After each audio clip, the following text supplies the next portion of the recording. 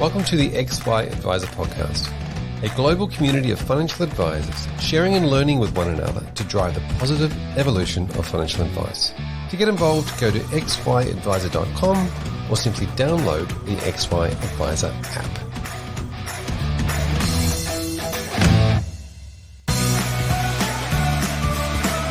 Portfolio construction and risk management are tasks that take you away from where you need to be, building relationships with your clients.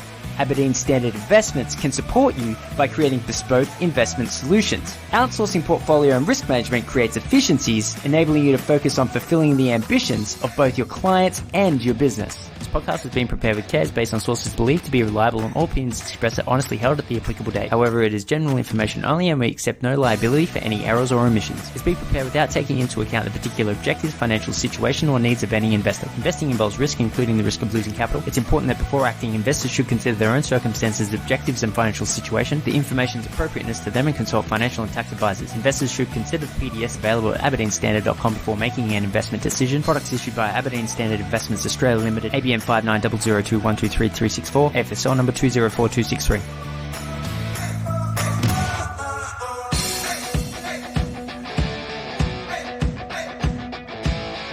Welcome back to the XY Advisor Podcast. My name is Fraser Jack. I'm your host for today, and I'm here today with the National Manager of Business Coaching from Affinia. Welcome, Michael. Thanks very much, Fraser. Pleasure to be here. Nice to speak with you. Now, fantastic to have you. Now, before we get started, we're going to get into some conversations around scaling businesses, and you obviously see a stack of businesses around the country that are doing very well and understanding what they're doing, and really getting into the in-depth into the process and all these types of things that actually make their business scalable. But before we do that, do you want to give us a bit of an overview of just your position and what you do on a day-to-day basis? Yeah, sure thing.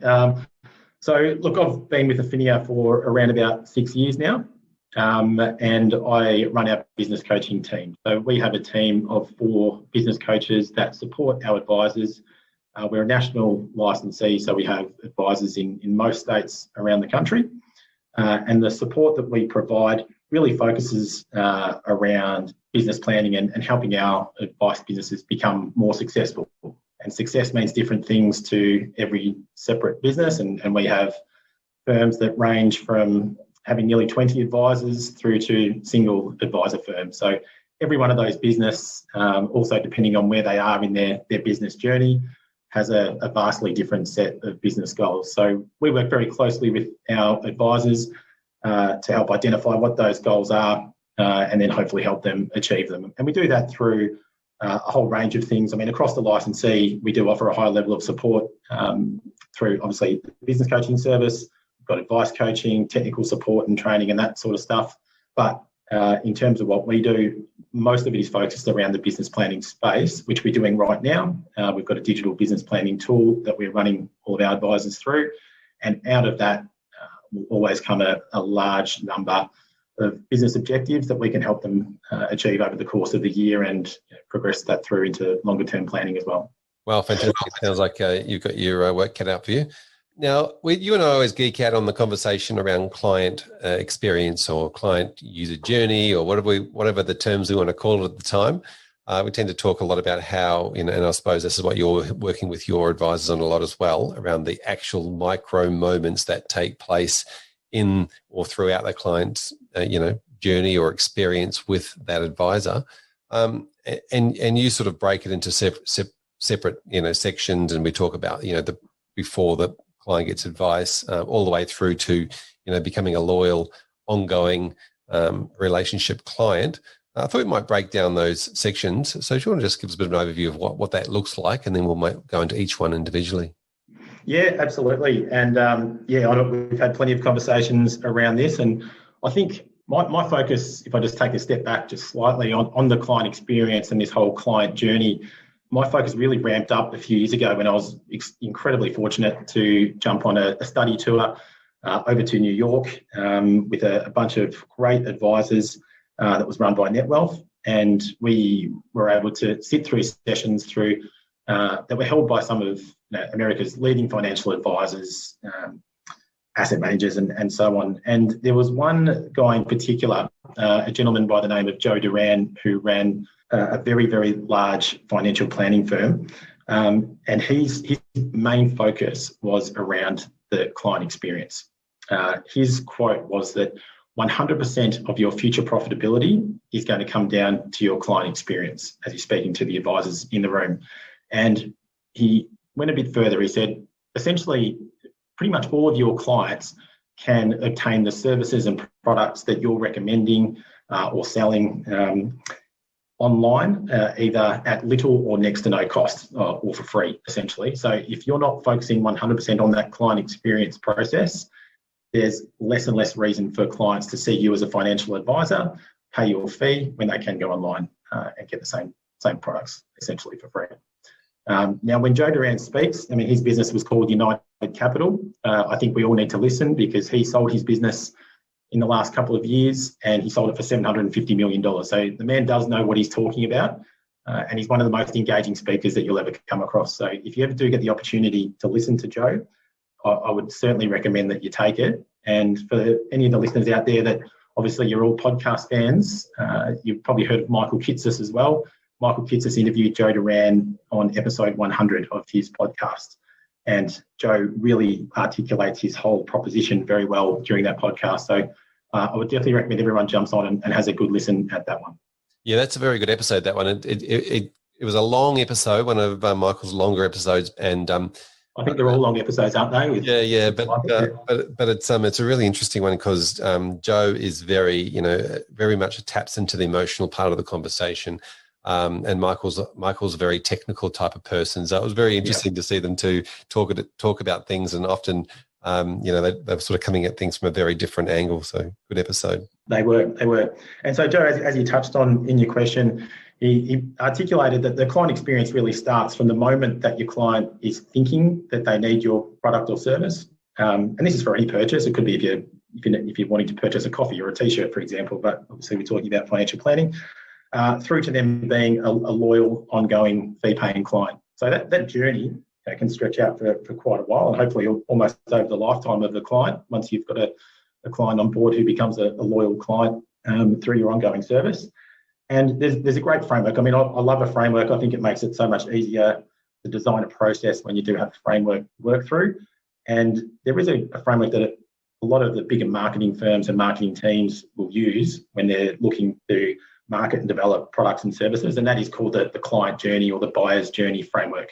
And that really goes through 5 stages, and that's being awareness, consideration, purchase, service, and then loyalty. So it's a multi-step process, and I suppose we can go through those in a bit of detail if you like. And yeah, absolutely. I mean, we can definitely go through each of these individually, and even to the point where I sort of look at these, 5 steps, and you can almost break them down even further into, these are steps that get you through and to and before and during and after the first meeting, and then you can either use it again before, during, and after the subsequent meetings, all the way through your existing process or if you're refining your process.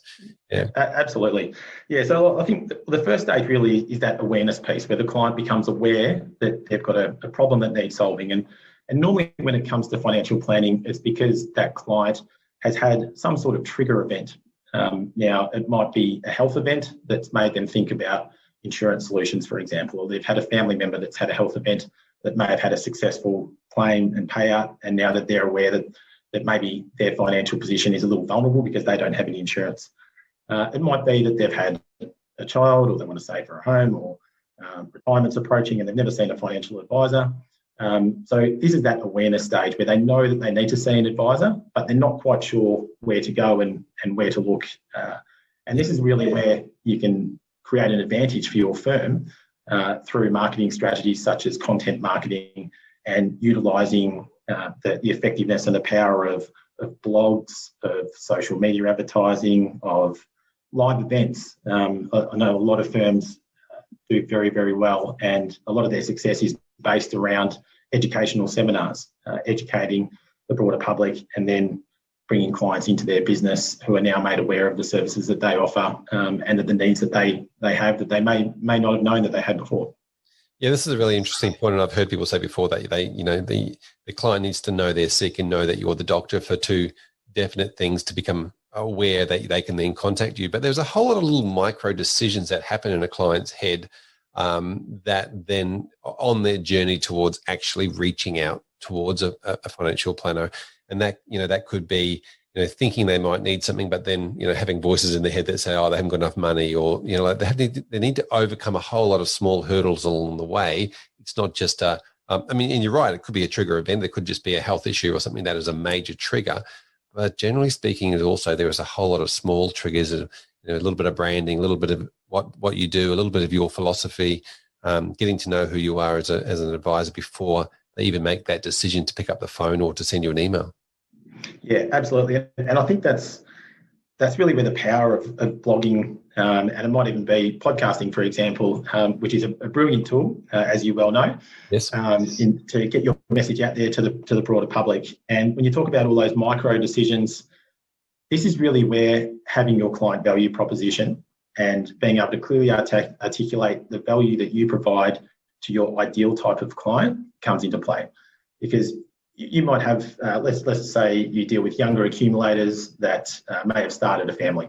So this demographic is going to have a particular set of needs that they need serviced via a financial advisor. It might be how to save up for education, how to manage cash flow better because we're down to one wage and we've got a massive mortgage that we're paying off and need to get through the maternity leave phase and those sorts of things.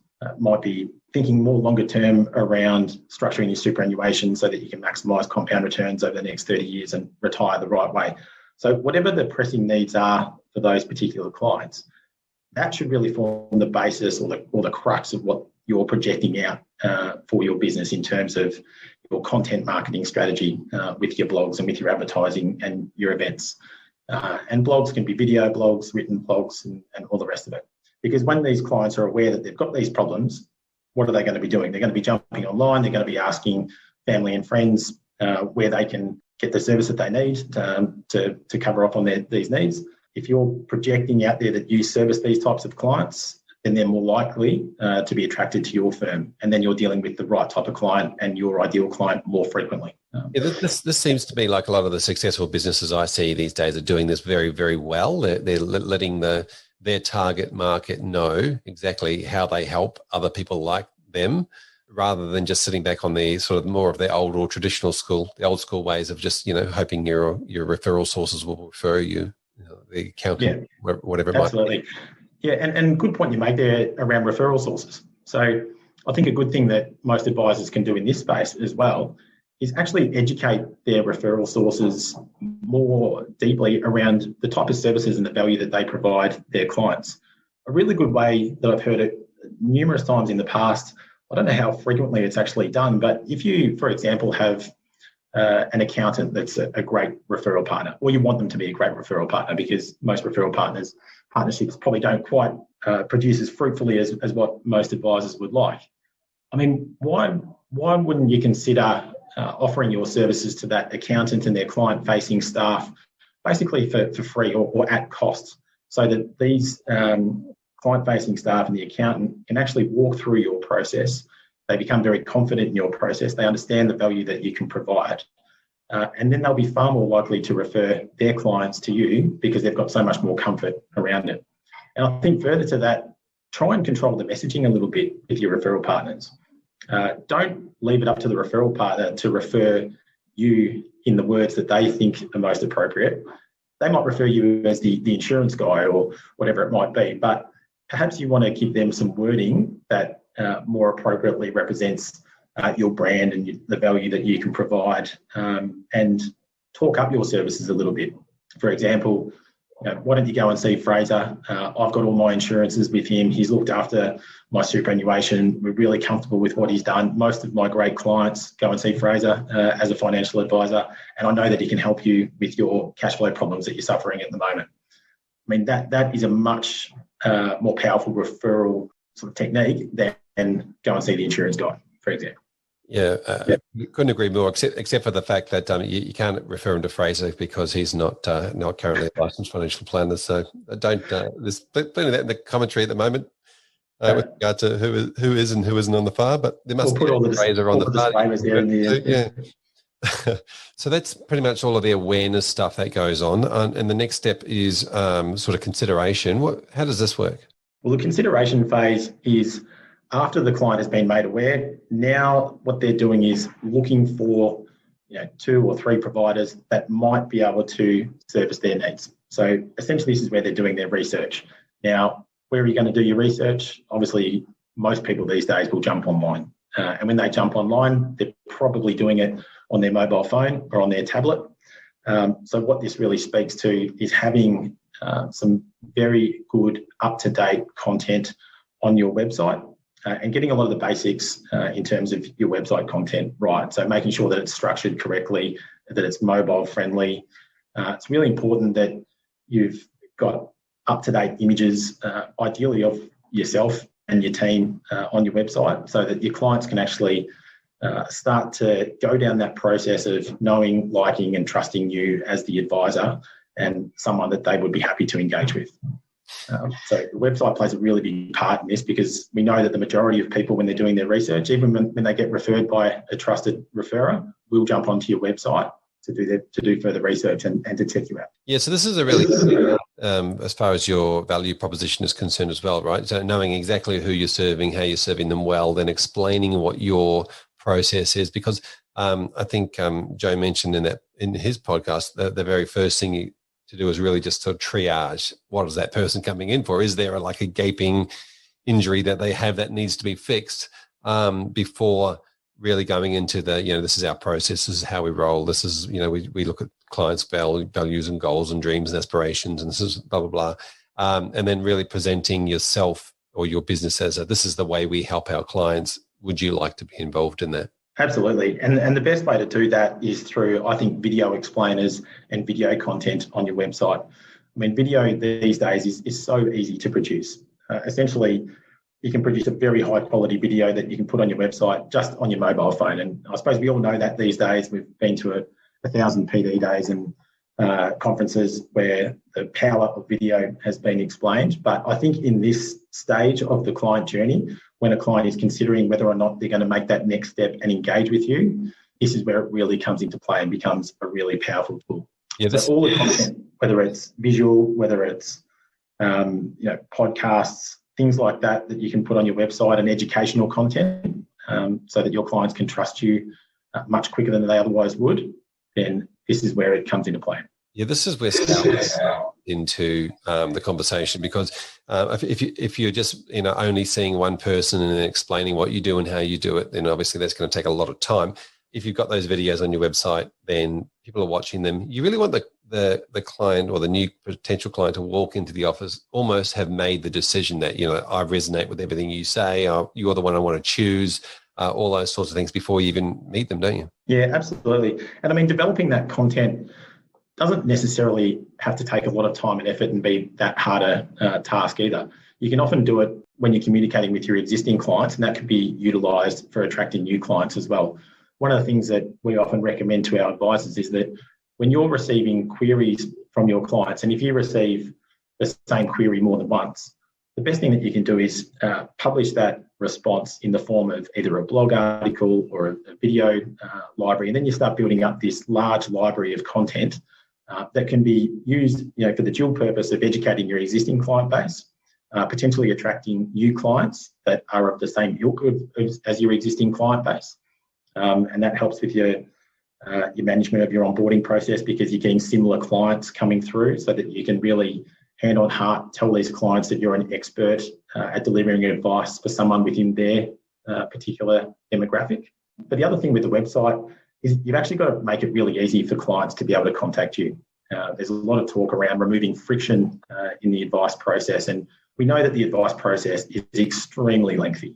I mean, the FPA put out some great data quite recently that shows that it's basically a 21-hour journey in the amount of work that's involved for an advice firm, from meeting client through to having all the products lodged and having the client as an ongoing client over that first 12-month period, which is a crazy amount of time. So anything that we can do to reduce the number of steps that you and or your client needs to make throughout that process are really important. And this is where technology can come into play around offering online calendar booking systems and things like that, for example. So it's just one less thing that a client needs to do, because if a client on their phone, when they're watching Netflix at night at 8 o'clock, can book in a meeting or a 15-minute introductory chat with an advisor over the next couple of days, well, that's one less thing they have to do tomorrow in terms of picking up and calling the receptionist and bouncing back and forth with potential times to meet. If you can reduce 2 or 3 steps in that process, then again, it's just a small thing, but all of these incremental improvements do add up over a long period of time to maximise your chance of attracting more of the right type of client and then ultimately maximising your chance of success. Yeah, I think a big part of that client experience is just that, make it easy, make it simple, make it quick, take some of the pain away from it. Yeah, absolutely. And it's about delivering advice and adapting your process to how clients want to be communicated to as well. So some clients will want to meet you face-to-face, some will want to do it online, some maybe over the phone for a large part of the process. I think that we need to be flexible and adaptable enough in today's day and age, recognising that technology adoption is just increasing at a rapid rate of knots, that we need to offer that flexibility to our clients. Yeah, now I'm thinking part of the consideration phase is really around the concept of the first meeting or the discovery meeting or the meeting where you really get to know them and they really get to know you. Having a process around that meeting, having an agenda and a structure and a clear format so that the meeting's just not going off on a tangent. What are your thoughts around that? I think that's incredibly important. I'm a massive advocate for an agenda in pretty much every single meeting. And I don't think the agenda should be a surprise for the client either. So if you've got your process bedded down really well, that agenda should be sent out to the client prior to the meeting. And where possible, give the client a call or have someone from your office give the client a call just to quickly run through the agenda and make sure that what you're covering off in that meeting is actually covering off what the client wants to cover off as well. And ask them if there's anything else that you think that you want to discuss or you want to raise, please let us know now. We'll add it to the agenda because we want this to be the best meeting that you've had with a financial planner that you've ever had. And we want, obviously to tick all the boxes and get all the information across to you that you need. So I think that pre-meeting process is really important. You might even use technology and video again at this point in time just to send the client an explanation of what actually goes on in the first meeting. Depending on how you structure your meetings, I quite like the idea of a quick 15-minute introductory call to the client prior to that first meeting, where you can at a high level articulate your value, your services, how you help clients, get a brief understanding around the client needs and how you might be able to help them. And you can decide there and then whether or not you might be a good fit for each other before you progress through to a much lengthier discovery meeting. So I think that's a really important part of the puzzle because I think a lot of clients are actually pretty anxious when they go to see a financial planner. They're talking about money, which is not a comfortable topic to talk about for many people. So if you can put them at ease through explaining the process and making them aware of what's coming up and do that well before the meeting, then I think you're going to have a much more successful, a much more engaged and a much more in-depth meeting when you are doing your discovery meeting, which could take up to a good couple of hours for a good goals-based type meeting. Yeah, I like the idea of trying to work out someone's expectations, what they want to get out of the meeting, and then thinking, putting their thoughts and ideas and all the things that might be going through their head, especially when it comes to the considering stages. Are they considering working with us and giving them the answers? I've sort of subscribed to the idea that if somebody actually has to ask you, it's too late. They've had to ask you, like if they say, I've been sitting here for ages and you haven't addressed fees yet, for example, because it's been going on in their mind and for the last 45 minutes. Whereas if you can work out the expectations and say, we're going to talk about this, we're going to talk about that, we're going to talk about fees, we're going to talk about, and they can see it's in the process. So it sort of like puts that to the back of their mind again, rather than being at the forefront. Yeah, absolutely. And I mean, everyone's got their own thoughts on fees. I personally would have no issue in disclosing fee ranges up front for a client if you do have set kind of packages that you do offer your clients. just so again that they've got that understanding of what's involved, and then they're not going to be thinking, as you say, for the first 45 minutes around how much is this going to cost me, and actually not paying attention to what you're saying, because you're trying to educate your clients a lot through these first 2 or 3 meetings around not only your process in the business, but around how financial products work, how markets work, how insurance work, and all that really important stuff. You don't want them thinking about other topics and not digesting what you're saying. One, because it's not good for the client, but secondly, you're going to have to repeat yourself at some other point down the track. Yeah. The more disclosure, the more transparency I think that you can provide up front to provide that level of comfort for a client, I think the better. Yep. I think we also need to make our meetings as digital as possible. Obviously, we meet with clients, potentially via Zoom and Teams and online meetings and so on. We've got to try and make it as efficient for them as possible, utilising digital signatures and things like that as well. The guys at United Capital, Joe Duran, he basically didn't want his clients picking up a pen the entire way through the financial planning process. So everything was done via video, everything was done via digital signatures. All the calls were recorded, the videos were recorded, everything, which can then obviously help at the back end with your file noting process and things like that. I think recording your video, recording your meetings, and having them on video is a really powerful tool for your back office staff, because your paraplanners and your client service managers, if you have them within your firm, can then watch the video of the meeting that you've had with the client if they're not participating in them themselves, and really get a thorough understanding of what the client's needs are, because they can understand the tone of the conversation by actually watching the video. Yeah, I'm a big fan of the concept of recording your meetings, and it's just so many other reasons. Not your staff can pick up on it. You can always use that if you need to. Have a conversation. Somebody ever says to you didn't talk about something, you say, yeah, here we did. Here's a copy of recording of the meeting. Yeah, but I think another way. So just on the client experience there. One of them, I think, is the range of services that you offer a client as well. And if you're a specialist in a particular area of advice, you might be a risk specialist. That's great. That's your value proposition. But if you don't operate in that niche speciality, then I think having a full range of services that a client may need under the one roof is a very powerful tool as well for your business. There was a business we used to have in the network up in Queensland, a brilliant business. And they had a proposition that they called an integrated advisory board, where essentially their process was that the client would meet with a financial advisor. They would have a client manager sit in that meeting as well. And it was a long meeting. It was a 2 to 3 hour full in-depth discovery meeting. And their proposition to that client was, on the back of this, we're going to have a roundtable discussion with other specialists within the business. So I'm the financial planner. I'll look after the wealth side of things. We've got a risk specialist. We've got an accountancy firm. They originally were an accountancy firm. So we've got an accountant. We've got a lending specialist. And we'll also facilitate any estate planning requirements. And so we'll do a bit of a roundtable analysis of your situation. And each one of these specialists, as part of the advisory board, will be able to provide a bespoke recommendation to you so that you have the best possible advice in all areas of your financial world. And I thought that was a really powerful tool, because it saves the client having to meet with one advisor for their wealth advice, another one for their risk advice, and then get referred on when we know that it probably won't happen, that they won't go and see 3 or 4 specialists. They can capture it all under the one roof. Yeah, exactly. And it's all about the implementation after all. We've sort of discussed that in the past, that it's not always the advice, it's about getting the stuff done.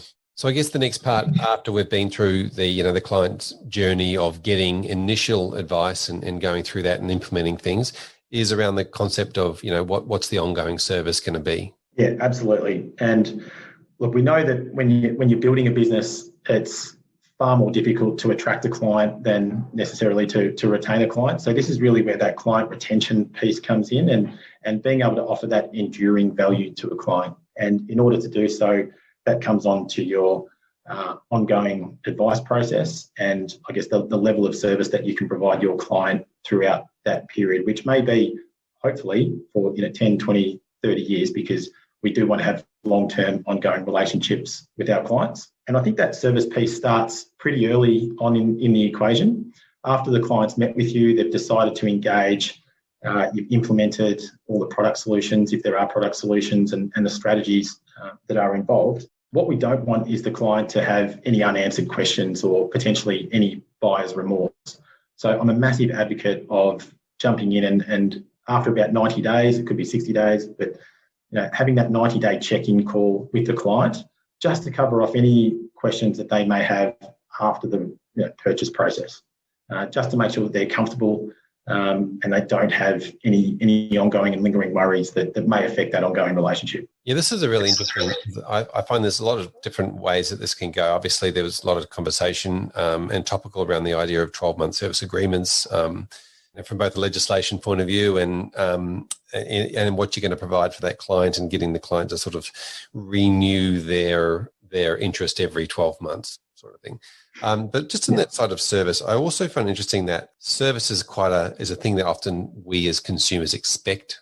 So we'll have an expectation and a level of service, and some of that service will include financial advice, but there are other layers to that relationship. And in a lot of times there's an emotional layer to that relationship. Like, for example, just knowing I've got somebody there that's got my back could be a value to that client. Yeah, absolutely. I mean, what we talked about before around that awareness and consideration piece, so much effort can go into talking about your client value proposition and the services that you offer. Now it's actually time to probably reinforce that message a little bit and just continually explain to the clients that you are always there. The phone's always going to be answered. Emails are always going to be responded to in a timely manner when you do have any ongoing concerns.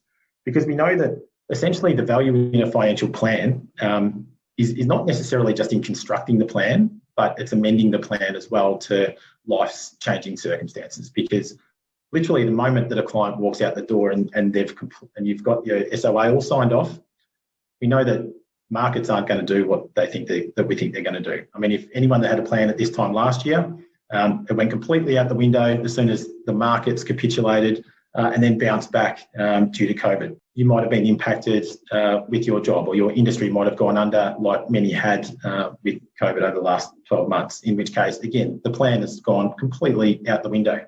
So really, this is the part about reassuring the client that you are there for the long term and that you are there to provide that enduring value to them. And when life circumstances do change, that we can change the structure and the nature of the plan and be adaptable. So I think the initial plan is really looking at that long-term strategic sort of level of outcomes, what retirement should look like for you, how do we get there over the long term.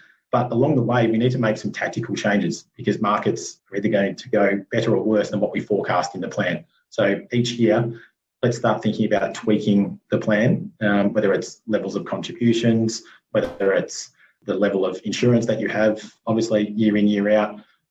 Incomes change, so our cash flow and budgeting strategy and the automation of savings, those sorts of levels all need to change. So let's keep adaptable and let's keep pivoting so that we can keep you on track for your long-term financial plan. Yeah, are there any practical tips that you see out in the field that are working well with regards to this, this ongoing service of clients and this sort of yearly renewal? Yeah, absolutely. Look, I think again, technology can play a role here. And there are some great tools, some great cash flow and budgeting tools, such as My Prosperity and MoneySoft, and there are a few others that can really assist in this stage of the client relationship.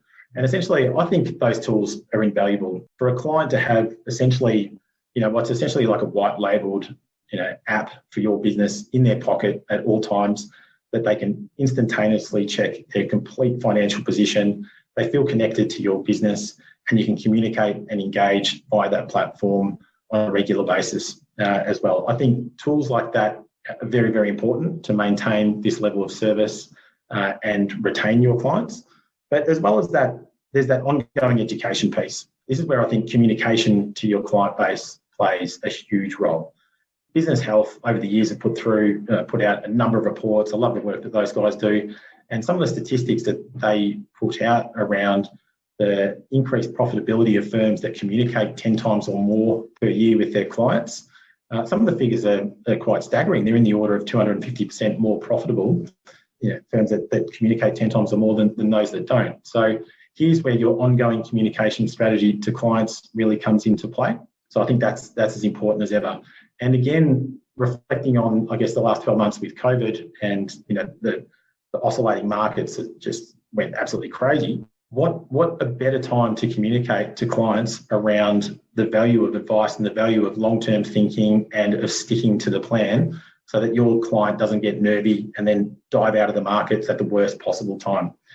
It's times like those, and that's what your client's really paying you for in terms of your ongoing fees, is that reassurance and to provide that sound mind and that sound thinking so that they stick to their plan and don't make any rash decisions. So I think there's Carl Richards has a really good picture that he draws, obviously the picture guy, the sketch guy, around the advisor sits between the client and stupid. So it's really about making stupid decisions. So before you make a stupid decision, I think this is where the advisor really needs to step in and be that sounding board and prevent your client from making a potentially stupid decision in getting out of the market at the wrong time. Yeah, I don't think if we look back over the last 12 months, I'm pretty sure we can all find lots of examples of people who decided to, freak out and jump to cash at the worst possible moment. We probably all know people that have pulled money out of their super over that time frame, and some of them may have needed to do that, but also feel that probably a lot of them didn't need to. Exactly. And I think there's a few other things. There's a tip I'll share that a couple of advisors are looking at in the network, and we're building a bit of a program around this. One, it helps your clients enormously with their estate planning, but the other, I think it's in terms of your client acquisition strategy, this is a really good process to follow, and that's around what we call an executive briefing. So once you've put in place your full financial plan, the client, whether you're facilitating it or not, has sorted out their estate plan and their will. Obviously, as part of that process, they need to nominate an executor. Now, what does the average executor who's just been nominated know about being an executor? Probably absolutely nothing, because they never would have done it before. They may only have to ever do it once or twice in their entire life. So there's a lot of uncertainty that goes into being in the role of the executor. However, it's a very important role that person plays, and there can be some severe ramifications financially for the executor if they get it wrong. What we're looking at is building a process around what we call this executive briefing, whereby once the will's in place, you then offer a short meeting with the executor, up to half an hour, with your client, and just brief them on their roles and the responsibility of an executor, and encourage them that obviously you need their contact details, because if anything happens to the client, you can reach out, and vice versa, they need your contact details.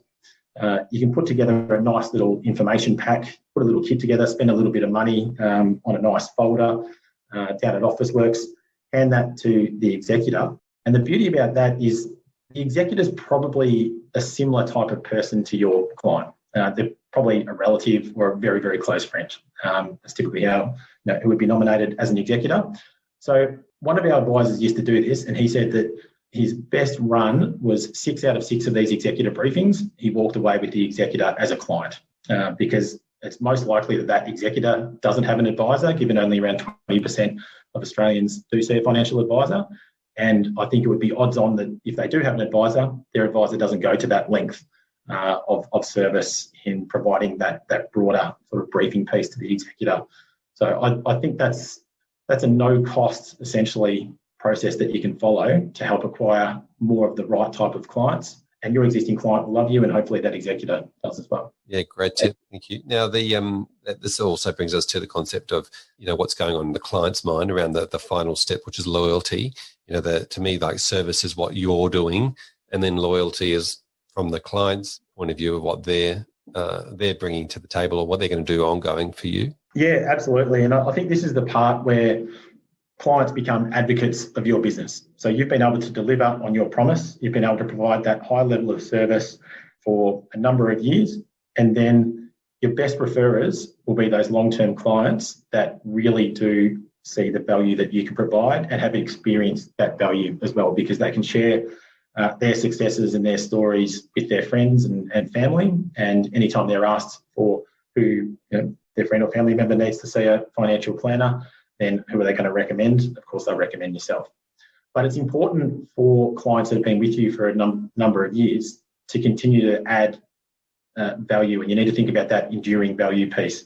How do you keep adapting? Are there new services that you may need to bring into your business so that you can continue to add more value to those existing clients? Because there was a line I heard at a conference that a client will leave you when they run out of future. If they can't see a future with you, if they can't see that you're going to add any more value to them and their situation, why would they keep paying you an ongoing fee? They simply wouldn't. They'll walk away and either look after their affairs themselves, or they may see another advisor that may provide value for what they need. So things that you can think about in this sort of space are a lot of advisors now are getting into private Facebook groups and things like that. So you might have a segment of your existing clients that you want to network with and have them network with each other on a private Facebook group. So again, it's that sense of community and keeping them very close to your business. I think that ongoing education piece, maybe having select events, educational seminars, things like that, where you get in an external speaker, maybe an economist, or maybe if you know any high-profile sports people, or pay for a high-profile sports people to attend. It's those types of events that I think you can really put onto your existing clients that will keep them very close to your business. And it's really important, I think, with those clients to start getting testimonials and promoting testimonials via your website and other communication tools that you use, whether it's a newsletter or blog, etc. Yeah, this is a really interesting point, the testimonials piece as well, because obviously, community is a great idea. I love that. And ongoing education, massive fan of as well. The testimonials, I almost feel like, like the reviews these days where it could go either way, as a consumer, I'd prefer to read a review than a testimonial, because I kind of feel like a testimonial is only ever going to say good things. But I really wanted to hone in on the concept here of the client being able to articulate the value that they get out of their advice relationship. And I know, whether it's a survey or a business health or whatever it might be, just honing in on that specific idea and just saying, how are you going to find that out from your client, what their perceived value is out of the relationship? Yeah, and I think when you talk about surveys, you've really hit the nail on the head that you do need to survey your clients quite regularly. One of the really important things to do when you survey your clients is not just rely on one medium. If you're surveying your clients, via a SurveyMonkey, an online form, that's great, but you also need to do face-to-face and more in-depth interviews with your clients to identify the value that they're receiving. And there's a couple of reasons for that. If you're doing solely online surveys, the client's obviously not, and if they're anonymous as well, clients can often be a bit harsher with their feedback. So sometimes you want that, you want the honest truth. And if you're only doing face-to-face style feedback sessions, with your top clients, they're going to be far more generous in their responses. They're not going to be anywhere near as critical of your services face-to-face. So if you're only doing one or the other, you're probably not getting a true reflection of the feeling out there and the perception of the clients of your services. So I think it's really important to do both. Yeah, that's a really interesting point. You're right. The medium makes a difference, and whether it's long or short, or the quick answers are long form answers, or whether they're quite. Yeah, absolutely. And I think this is really where you've got to put your business owner hat on and take on board that feedback and identify any weak points and any gaps. And this should form part of your planning as to how you can address that. So are there areas of service that your business aren't providing your clients that you need to either bring in-house, or that you can establish referral arrangements and refer clients to other specialists that can satisfy their needs. And if there's any weak points in your service offering with your ongoing reviews or contactability of your staff or yourself and things like that, well, these are little things that can creep into very big things over a period of time. So you need to address all of the areas of feedback that you receive, and ultimately that's going to improve your business. And I think it just comes down to the 1%ers when you start responding to some of these bits of feedback. Every single one of these things won't transform your business, but I think most of running a business is just making a lot of small incremental improvements to your business over time that no one really sees, but over a long period of time can make a transformational shift in the quality of your business and the quality of your service, which then translates into an enhanced client experience. And then I think the wheel basically just keeps spinning, and that's going to result in more referrals and easier client acquisition, and you can have a much better business as a result. Yeah, well, yeah. And thanks for bringing us that framework around awareness, consideration, purchase, service, and loyalty. That's very helpful. Thank you. Now, just another thing that I wanted to chat to you about was just around time working on your business versus working in your business, and how great planners out there are growing their businesses at the moment and really scaling up? Yeah, mate, definitely. So time management is a huge consideration for everyone really, but I think in the landscape that we're dealing with at the moment, the conversations we're having with advisors is they've never really been busier. There are so many things going on, keeping up to date with legislative changes, product changes, client demands, changing fee structures, all these sorts of things, that it's very easy to get caught up in the day-to-day work and not spend the appropriate amount of time on your business. So again, there's a great framework I like. It's called the McKinsey model. It's essentially a 70-20-10 structure of time management, and you can apply this 70-20-10 rule to a number of different areas. We do it internally with learning, for example, that 70% of your learning is done on the job, 20% is through internal courses, and 10% through more formal courses like degrees, diplomas, that sort of thing. But for a financial advisor, the 70-20-10 model really is a way of splitting up your time in between the three different roles that you play. Now, you play these as a self-employed financial advisor, and essentially the three roles are: you are the advisor, you are the CEO of the business, but you also wear an entrepreneurial hat. You're also an entrepreneur. And I think the best way you can really split your time between the three is 70% of your time is doing your day job. You're meeting with clients, you're constructing SOAs or reviewing SOAs, you're engaging with clients, file noting, all that sort of stuff. So that's the sort of basics, the ins and outs of being a financial advisor. It's the technical work that we do. I don't know if you've read the E-Myth by Michael Gerber. Yes. Yeah. It's one of those business Bibles. I find. I reckon it's one of the better business improvement books out there that I've read, and he splits up the three roles into the technician, the manager, and the entrepreneur. So the technician being the advisor. 20% of your time, I think, really should be spent with that managerial or the CEO hat on.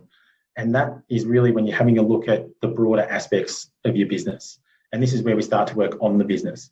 And this is really looking at all things like your marketing strategies, your financials. Are you meeting your financial hurdles? It's staff management.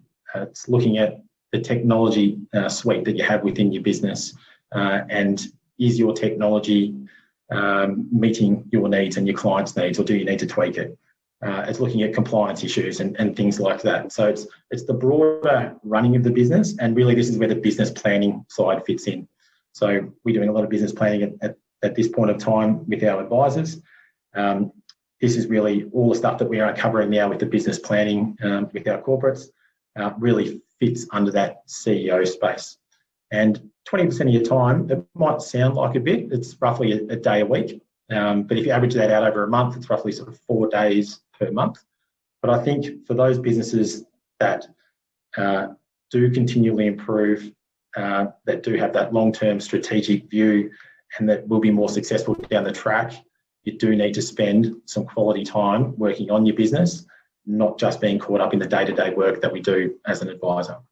Yeah, this is an interesting model because it's sort of like 3.5 days working with clients directly, one day a week, 20% of the time working on your business, and half a day a week in that transformational entrepreneur headspace where you're thinking long term and how we're going to really scale the business in that form. So it does equal quite a bit of time when you think about the 20% and the 10% of your week.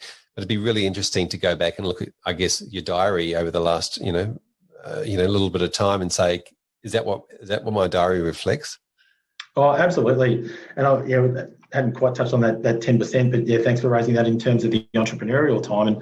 And this is really when you can put your thinking hat on, and it's really thinking, how do I 10x my business? How do I, over the long term, make sure I have a viable, not just a viable business, but a thriving business? Where is the industry headed, and how can I maybe pivot to make the most of any changes that's going on within the industry over this period of time? So a lot of that time, that thinking is really, I think, reading, thinking, being on top of industry trends, and then working out how you can pivot your business. And it might even be around bringing in alternative revenue streams.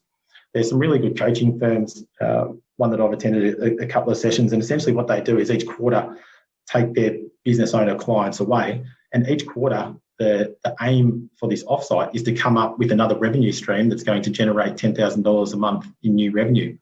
And the end goal of after a few years is that you've got 10 different revenue streams of $10,000 a month coming into your business. So I think this is really where that entrepreneurial mindset comes in, and start thinking about, are there online programs or things like that you might be able to start releasing as a business? And you start educating students through schools and have a service like that they can pay for. Things like that might be completely ancillary to what you're doing as part of your day job now, but maybe long term, having diversified revenue come into your business is going to protect your business, because we know that there is a lot of fee pressure at the moment. There is risk, ongoing risk to insurance commissions. They're certainly not going up. They may go down or maybe wiped out completely over the next few years. No one really knows. I mean, touch wood, that never happens, because we know how important life insurance advisors are. But nonetheless, it does remain a small risk. So this entrepreneurial space, I think that's where we need to start thinking about the broader long-term advantages that we might be able to gain as a business, looking at some of these alternative solutions. Fantastic, thank you. And that was called the McKinsey model. McKinsey, yeah. So McKinsey, the consulting company, I believe they first came up with it. And yeah, it's a very useful model for structuring your time. And I think as you touched on, looking back in your diary, it would be very interesting to see what our weeks actually end up looking like. And I know we always, when I was in distribution, essentially looked at having an ideal week, and you'd always have Monday and Friday with the administration and planning days, and Tuesday, Wednesday, Thursday were full of appointments. Never ended up looking like that. But I think ultimately, if you can actually plan and block out some time to do the planning, to do the admin, to do your day job, that's really the best that you can do. But you do need to be ruthless in protecting that time in your diary that you set aside for that long-term planning, because ultimately that's going to make you more successful. Yeah, fantastic. Thanks for bringing us that model. Now, tell us about you. Tell us about what does your year look like? What are the main things you're working on with the planners in 2021? Yeah, so we're, as I mentioned, we're doing a heck of a lot of work at the moment with business planning with our advisors. So we developed an online business planning tool, and that's really, it's designed to be pretty seamless. It's looking back over the last 12 months at what were the big issues that were faced and what they need to do over the next 12 months to be successful, and looking at a whole range of areas that we sort of covered off under that CEO space. So the big thing that we're going to be working on this year is a whole series of quarterly sprints with each of our individual businesses to help them achieve all of their desired objectives, which is really important. As a licensee as well, obviously there's a whole raft of changes that are going on within the industry. It's really important that we have the final few advisors finish the FASTU exam, and having sat the FASTU exam, and I know the rest of the leadership team and I think another 7 or 8 around the business have all sat it. It's a very nerve-wracking exam, and it's one that's, I think everyone is very glad to get behind them once they've completed it. So that's a big focus as well for the year, as well as just really focusing, I think, on it's that continual improvement process as well, Fraser. It's not necessarily one thing that's going to drive transformational change. It's really driving that continual improvement mindset within our advice businesses of chipping away at the 1%ers, and over time that aggregation of marginal gains can make a significant improvement to all of our businesses. Hey, look, congratulations on all the exams, by the way, but I really like this 90-day sprint concept as well. I think it's very important to just yes, from an entrepreneurial point of view or a management point of view, there might be 10 things we want to achieve, but let's just prioritize and focus on one and get that done and get it implemented before we start the next in the next 90 days. Yeah, absolutely. I think it's really important to just keep the engine ticking over as well. It's really nice to have completed one particular goal within that 90-day sprint and then put the feet up, but in order to keep the momentum moving and keep progressing, it's really important to then celebrate the win, celebrate whatever project we've just completed, but then roll into the next one. Yeah. And there's a good, again, not a bad little model that I don't mind that we talk about from time to time. When we run through a 90-day sprint, there's a coach in the States called Robin Sharma, and he advocates when you're trying to implement, whether it's a new project or might be write a book or whatever it might be, he calls it the 90-91 model, where for the next 90 days, for the first 90 minutes of the next 90 days, just focus on one thing. So if it's a really important project to you or your business, block out the first 90 minutes of your diary for every day over that quarter and just focus on that one thing. And by doing so, you're going to give yourself ample time to really successfully deliver on that particular project and that particular goal. Because far too often, again, as we talked about with time management, if it's not in the diary, it just won't happen. And we all know what we like with projects for university and all the rest of it. They normally end up happening in the last week. But if you can ruthlessly stick to that 90-91 type of framework, then you're going to deliver some exceptional results over the period of time, over a year. And probably a very good habit to get into. Well, Michael, we might leave it there. Thank you so much for coming and sharing those business models with us in the Scale Up series. Really appreciate all of your time and your insights. And if somebody else wants to get hold of you to continue that conversation, what's the best way for them to find you? Yeah, sure. Thanks very much for the opportunity, Fraser. And if someone wants to reach out, the best place is probably on LinkedIn, just Michael Laws. Or if you want to send me an email, it's michael.laws, and Laws is Laws, at affinia.com.au. Fantastic. Thank you, Michael. All right. Thanks, Fraser. Well, there you have it, another episode of the XY Advisor podcast. I'm Fraser Jack, and I'm joined by Emily Blanche. G'day, Emily. Hey, Fraser. Hey, now it's the good part of the week for us. We get to do a few shout-outs, and who should we give a shout-out to today? All right, today I want to give a big shout out to Nathan Bradley, Michael Miller and Andrew Lane, 3 XY advisors who are spearheading an upcoming ethics or XY ethics committee group. So throughout discussions, these guys have noticed that while ethical dilemmas were being discussed in person or posted on the XY platform, there was no viable, universal and easily accessed point to help practitioners in making ethical decisions. So to answer this problem, we're kicking off a committee as a way for advisors to get peer-reviewed responses to ethical dilemmas. So we're launching the group by opening up applications for those or people, advisors, providers to join as a committee member. So yeah, watch this space. More details to come very soon. But I just wanted to give a massive shout out to these guys who are just really super driven and looking for ways to raise the standard in advice. So well done, guys. Yeah, this is a really fantastic idea. And if you're interested in joining the committee, then, as Em said, contact us, contact them, and we're more than happy to see if you can put an application to become part of that committee. Or if you have an ethical dilemma and you're not sure of it, and this is really handy for a lot of advisors that don't have, larger practices or groups behind them. So yeah, this is fantastic. If you've got an ethical dilemma, then throw it towards the committee.